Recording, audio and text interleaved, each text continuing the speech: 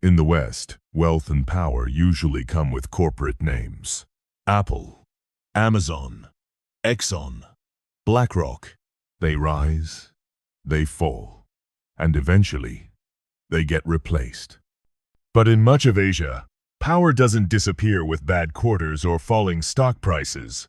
It's passed down, from father to son, from uncle to nephew, sometimes even to a trusted outsider who becomes family by law. Across much of Asia, business isn't just business. It's family. The biggest companies aren't corporations in the Western sense.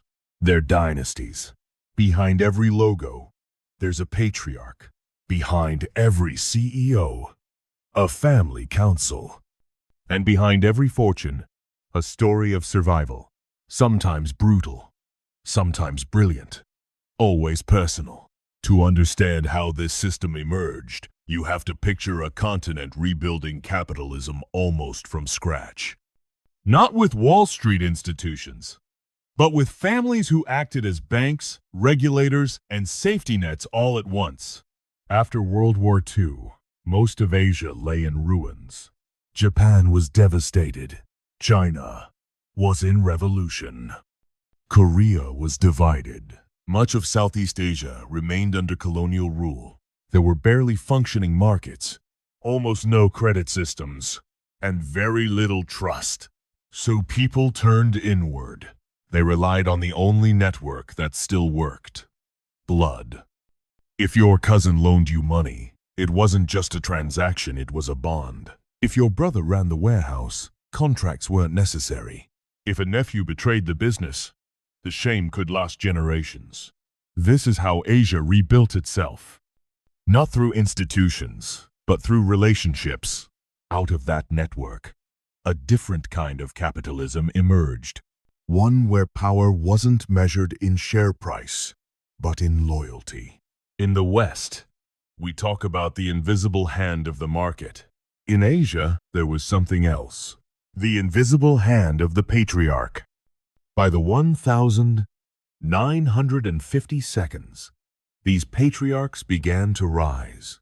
Many were migrants, traders, survivors. They started small: rice, textiles, plastics, shipping. As governments searched for stability, these families became indispensable. When states needed roads, factories, and ports, they turned to trusted entrepreneurs. In places like Japan, South Korea, and later Singapore, governments didn't just support industry. They chose families to lead it. The state offered protection, licenses, and financing. The families offered loyalty, efficiency, and long-term growth. Together, they created what the world later called the Asian miracle. Decades of expansion that lifted hundreds of millions out of poverty. But there was a cost. In exchange for loyalty, families were granted power, not the kind that ends with elections. Unlike Western corporations, where ownership is spread among shareholders, Asian family empires were built to never lose control. One company owns another, which owns another, until ownership loops back to a family trust. On paper, a patriarch might own only 20%. In reality, he controls everything. And control doesn't just mean ownership. It means deciding who belongs. In many of these empires, family isn't limited to genetics. A loyal executive can be adopted legally into the family. These adoptions aren't symbolic. They're strategic. In Japan and Korea, it's common for a company's future leader to be a man in his 40s or 50s, adopted by the patriarch to inherit both the business and the family name. This is how the empire survives. The founder dies. The lineage doesn't. To Western boardrooms, this logic feels alien. In America, transparency is demanded. In Asia, discretion is respected. In Europe, nepotism is a flaw. In Asia, it's insurance. By the 980 seconds. These family-run conglomerates, Korea's chaebol, Japan's keiretsu, Hong Kong's tycoon families, had become global giants.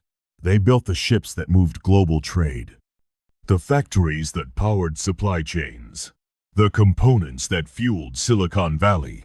Yet internally, their structure barely changed. Decisions were made at family tables. Marriage alliances bound rival firms together.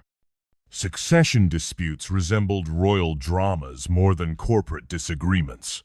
To grasp their scale, consider this. In South Korea, Samsung alone accounts for around 20% of national exports. In Japan, descendants of the Mitsui and Mitsubishi families still shape entire industries. In Hong Kong, 4 families control over half the city's prime real estate. But their real power isn't just money, it's endurance. While Western CEOs come and go, patriarchs' portraits remain on the walls decades after their deaths. Their signatures still seal decision. Their rules still guide the system. To outsiders, it can look like feudalism in tailored suits. But to those inside, it feels like order. In regions where institutions are young and politics unstable, families replaced the state. They provided jobs, healthcare, education, and stability. They funded schools, hospitals, and even political movements. By the 1990 seconds, family capitalism had turned Asia into the engine of global growth. But it also concentrated power in unprecedented ways. Then came 1997. The Asian financial crisis exposed just how fragile the system could be and how resilient these families truly were. Currencies collapsed. Foreign capital fled. Entire economies teetered. But the dynasties survived. Their empires were built like fortresses. Assets spread across dozens of companies. When one failed, another absorbed it. Losses were internalized. Control remained intact. While foreign investors retreated, the families expanded. By the 2000s, these dynasties returned stronger than before. Their heirs studied at Harvard and Stanford. They spoke the language of global finance, but followed the family code. And today, as technology reshapes the world, these empires adapt again. Samsung dominates electronics. Reliance controls energy and telecom. SoftBank reshaped global tech investing. The logic remains unchanged. Control through kinship. In Asia, companies don't sell, they endure. And that's the deeper lesson. This isn't just about Asia. It's a preview of where the world is heading. As inequality rises, wealth consolidates into families again. The Waltons, the Murdochs, the Arnolds. The Asian model isn't an exception. It's the future. Because while the West builds systems meant to outlive people, Asia built people meant to outlive systems. And in a world where institutions keep failing, that may be exactly why these families endure.